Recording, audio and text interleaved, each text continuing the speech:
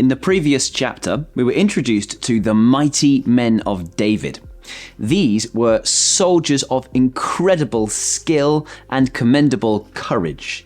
These were men who were held in such high honor that they would have been something like ancient celebrities, held in honor for all the right reasons. In this chapter, we are told not just of their fighting prowess, but their deep inward faith. And this, I think, is particularly exciting to see as we work our way through the text. This is how David amassed these warriors. This is how he ended up with the great and glorious army that we saw in chapter 11. Chapter 12 now talks about how the army was gathered together under David. So, these were the men who came to David at Ziklag while he was banished from the presence of Saul, son of Kish. They were among the warriors who helped him in battle. They were armed with bows and were able to shoot arrows or to sling stones right-handed or left-handed. They were unbelievably trained and skilled and experienced soldiers. And listen to this. This is the most startling of all. They were relatives of Saul from the tribe of Benjamin.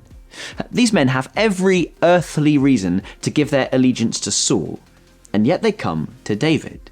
That is astounding. Why would they ever do that? Well, the answer has to be they have heard and they have believed that David is the anointed one of God. This is an act of faith, and all the more so because David, when they find him, he's in hiding. This is not like a group of people engaged in political pandering because the person in front of them is obviously important. No, far from it. David is not impressive in this moment. He's not important at this moment. He's persecuted. He's held in low esteem nationally. But these people have eyes of faith to see what is true and to live in accordance with it. It's absolutely wonderful. In verse 8, we are introduced to some Gadites who also defected to David at his stronghold in the wilderness. They were brave warriors, ready for battle and able to handle the shield and spear.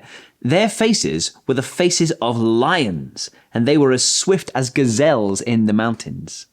Fierce soldiers and fiercely loyal to the rightful king yet to be recognized.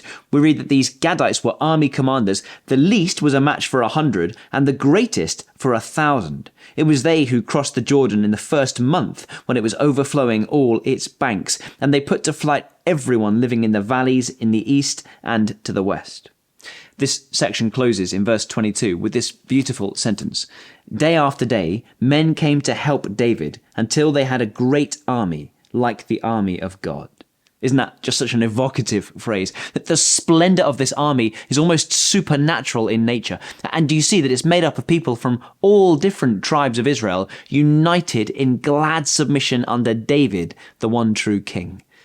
This is like a picture of the church. Do you recognize that?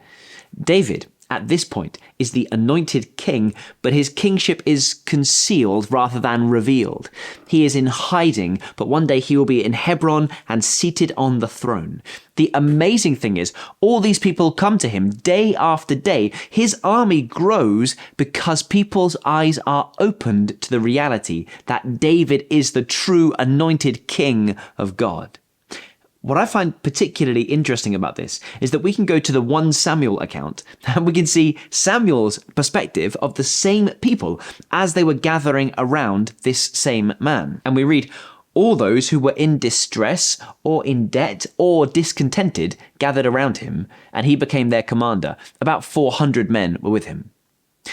There is a sense in which these men came to David as down and outs, as a ragtag bunch of rebels, in distress, in debt, or discontented. You imagine a group of people who were in distress or in dire personal need, and they're also discontented. They're just a grumpy bunch.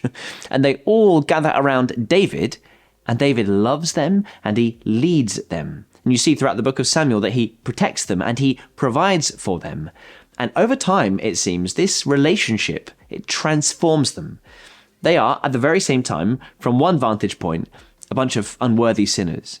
And from another vantage point, they are glorious. They come to him weak, vulnerable, utterly unimpressive, and they are transformed into something pretty glorious, according to this description, by the grace of God.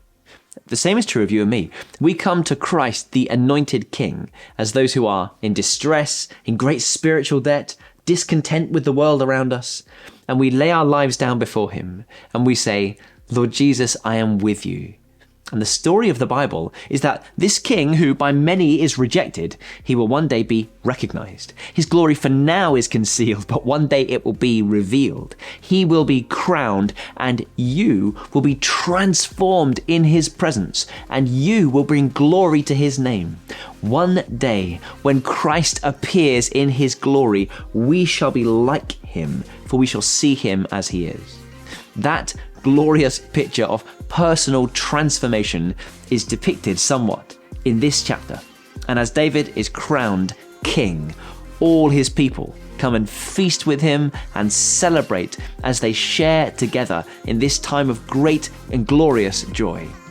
One day you'll be at the greater feast, honored by a greater king, basking in a greater joy, the joy of knowing Jesus.